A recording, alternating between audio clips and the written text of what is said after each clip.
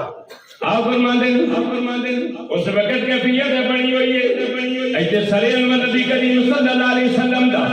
ते अबू बकर वेंदे ने पै ते हालात बने ने तन मेरा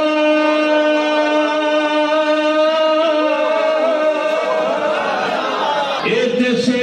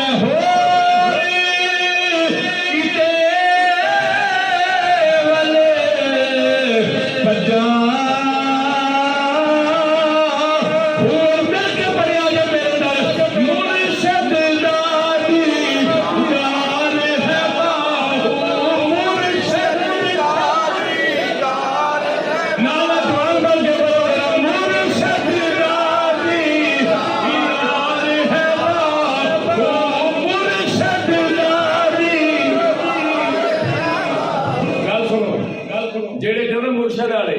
वो अपने मुर्शद को कर लो याद नहीं तो फिर सारे रल के मदीने वाले मुर्शद को याद अखा खुलियां रखनिया जे तुहाडी मर्जी अखा बंद करनिया जे तुहाडी मर्जी मिल के ना पढ़िया जे तेरी मेरी आवाज मदीने पाक जा